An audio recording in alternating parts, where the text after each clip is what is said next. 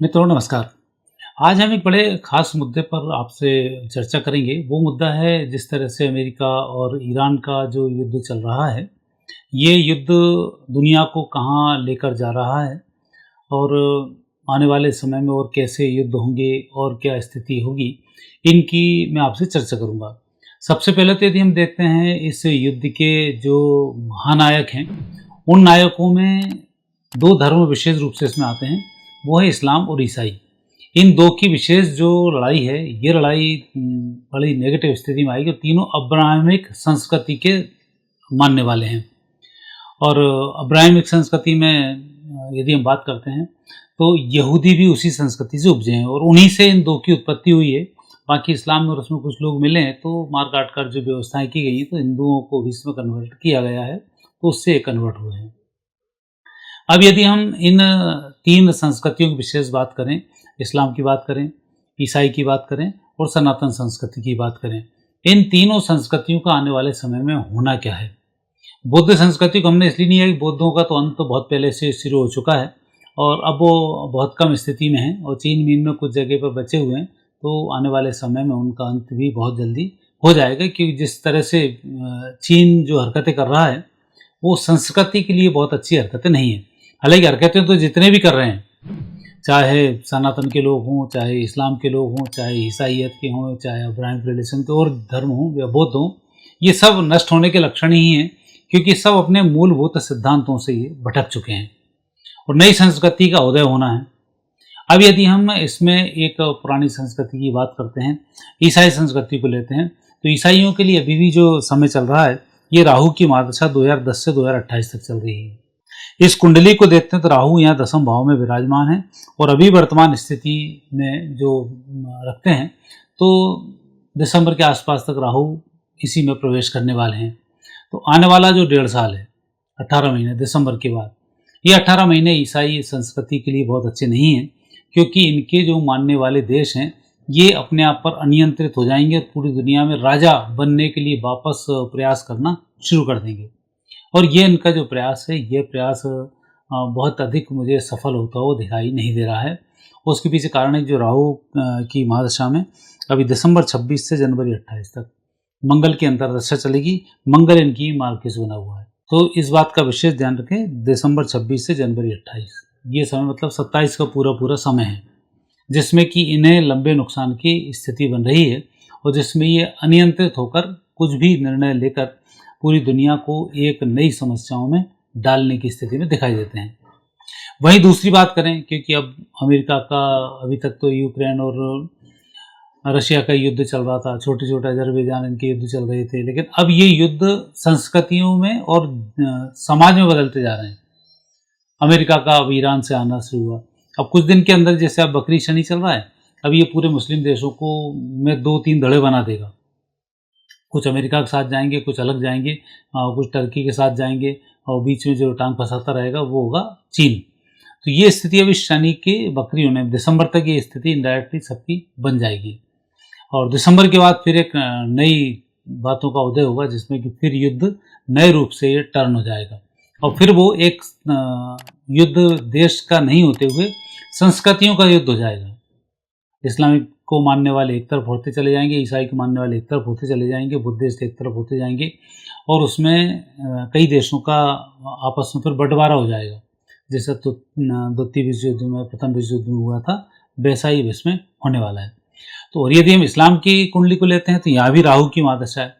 ये राहु की महादशा जो चल रही है, ये इस समय विशेष यदि हम देखते हैं 2013 से 2031 तक, तो 2013 से लगातार आप देख रहे होंगे कि इस्लामिक देशों में आपस में भिड़ंत शुरू होना, अपराधी तत्वों का उदय होना और ईरान जैसे देशों का हूती जैसे अपराधियों को समर्थन देना, पाकिस्तान का नाना प्रकार के आतंकी संगठनों को समर्थन होना और इन सबका नष्ट होना।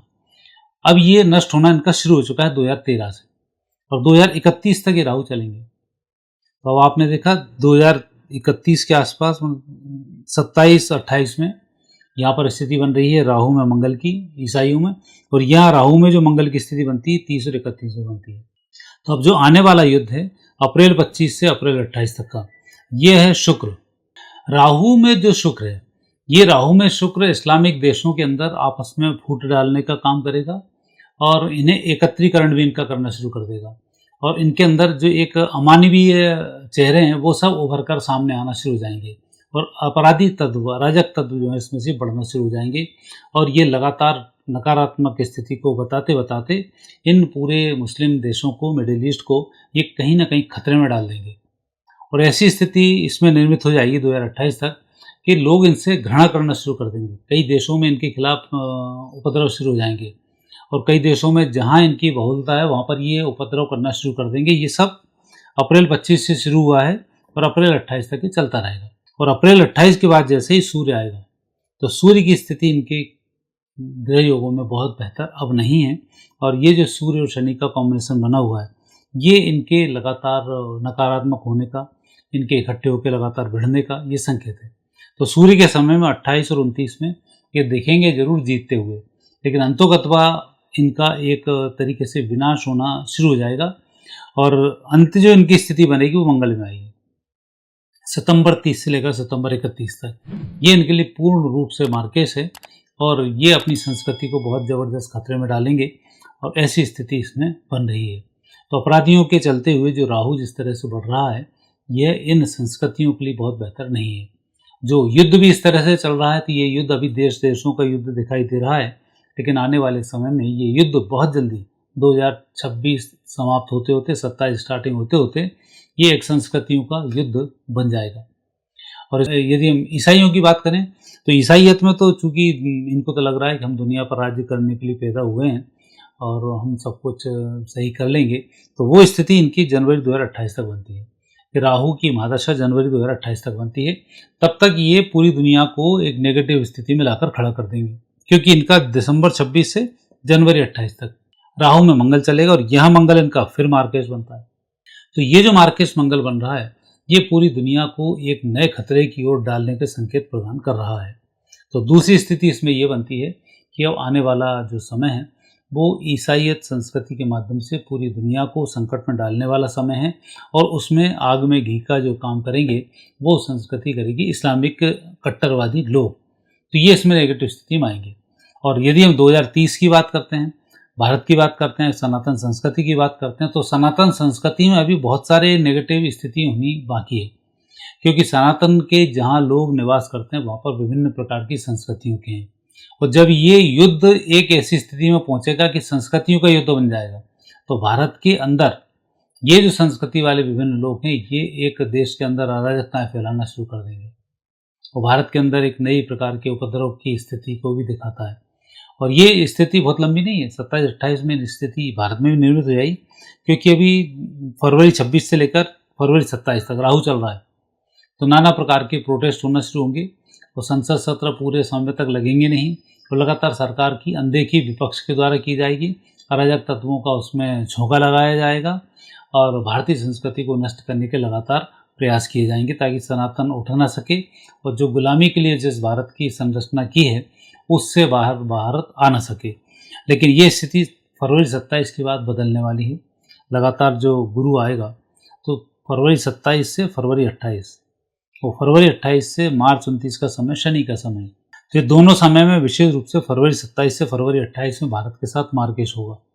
मंगल में भारत का मार्केश ये भारत में बहुत मारकाट मचगाकर काफ़ी नुकसान भारत को पहुंचाएगा और भारत के साथ फिर नुकसान भी पहुंचाएगा तो उस समय लोग देश भी जुड़ते जाएंगे। एक भारत का भी एक अपना ग्रुप तैयार होगा और पूर्ण जो ग्रुप तैयार होगा वो फरवरी 28 में तैयार होगा जब शनि आएगा। और भारत के लिए शनि विशेष रूप से भाग्य का कारक भी है, बढ़ने का कारक भी है और भाग्योदय का कारक भी है।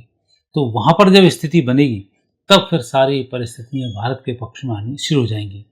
तो कुल मिलाकर अभी जो स्थिति बन रही है ये जो बकरी शनि हुए हैं दिसंबर तक ये सारी स्थितियों को बना देंगे कि जो देश हैं वो कैसे क्या लड़ना है, कहाँ कहाँ इकट्ठे होना है, वो सब प्लानिंग करना शुरू कर देंगे और मिडिल ईस्ट के अंदर एक तरीके से नई चेतना का उदय होगा और उसमें टूटेंगे फिर जुड़ेंगे और जुड़ने के बाद फिर आने वाले समय में ये पिटना शुरू होंगे और बहुत नेगेटिव स्थिति यहाँ पर हो जाएगी।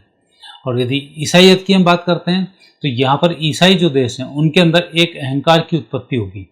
ये राहु अहंकार का एक बड़ा कारक भी है और राहु इस्लाम में भी है तो वहाँ भी एक अहंकार का कारक है। ये दोनों अपनी मरने मारने की स्थिति में टोटल निर्मित हो जाएंगे, हम बचें या तुम बचें, और ऐसी स्थिति में लगातार ये एक दूसरे पर हमले करते रहेंगे और आखिरी फिर स्थिति बनेगी 2027 और 28 की। तो वहाँ पर ये दोनों फिर एकत्रीकरण होकर, इसमें चीन का भी एक झोंका लगेगा जो भारत के खिलाफ जाएगा। वहाँ पर बौद्ध संस्कृति जो है उसका निपटारा होगा। यहाँ के जो बौद्ध बैठे हुए हैं ये फिर यहाँ उपद्रव करना शुरू करेंगे, जो भीम आर्मी कहलाती है।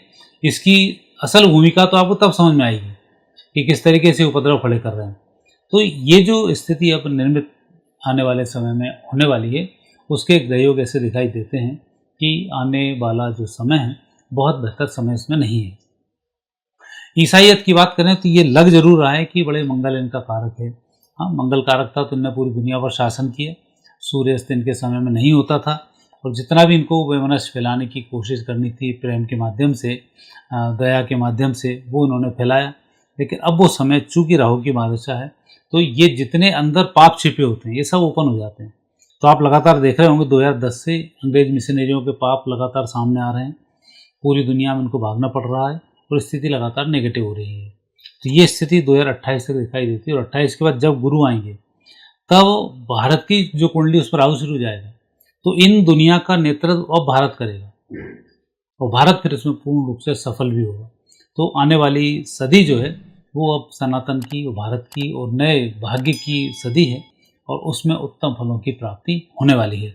लेकिन तब तक बड़े विध्वंस के संकेत तीनों धर्मों की कुंडलियाँ प्रदान कर रही हैं। तो मित्रों, आज इतना ही। आगे फिर नए विषय के साथ आपसे भेंट होगी। आगे दीजिए, नमस्कार।